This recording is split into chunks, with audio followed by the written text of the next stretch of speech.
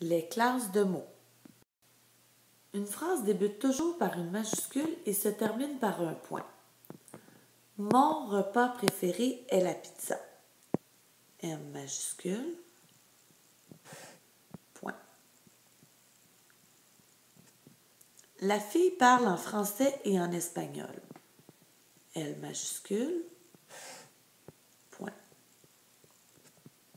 L'école est un endroit pour apprendre et se faire des amis. L majuscule, point. Le point à la fin de la phrase peut être remplacé par un autre signe de ponctuation. Le point d'interrogation, le point d'exclamation et les points de suspension.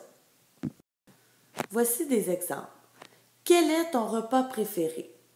Ici, nous avons le point d'interrogation. C'est tellement bon de la pizza. Point d'exclamation. Mon frère aime la pizza, mais... Point de suspension.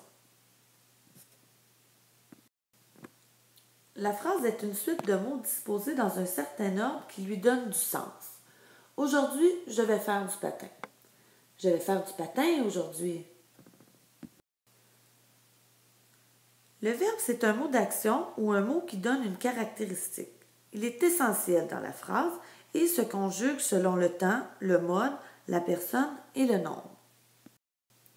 Voici quelques exemples. Il joue au hockey. Joue est notre verbe. Il jouera au hockey. Jouera est notre verbe. Elle jouait au hockey. Jouait est notre verbe. Tu aimerais que je joue au hockey. Ici, nous avons deux verbes, aimerait et joue. Le déterminant est un mot qui sert à introduire le nom dans la phrase. Il le précède, c'est-à-dire qu'il est placé devant. De plus, il donne des indices sur le genre et le nombre du nom. Voici les déterminants les plus utilisés, ceux que tu devrais retenir. Le, la, les, un, une, des, mon, ton, son, ma, ta, sa, mes, tes, c'est, notre, votre, leur, nos, vos, leurs. Beaucoup, quelques et plusieurs sont aussi des déterminants qui sont très fréquents. L'adjectif sert à qualifier le nom. Il nous dit comment est le nom. Un petit truc, on peut mettre très devant. Il s'accorde en genre et en nombre avec le nom. Voici quelques exemples. Une grande maison. Grande est notre adjectif. Il qualifie le nom maison, qui est féminin singulier. Alors notre adjectif grande sera féminin singulier. Un grand verre. Grand est notre adjectif. Il qualifie le nom verre, qui est masculin singulier. Alors l'adjectif grand va être masculin singulier. Un plat italien. Italien est l'adjectif.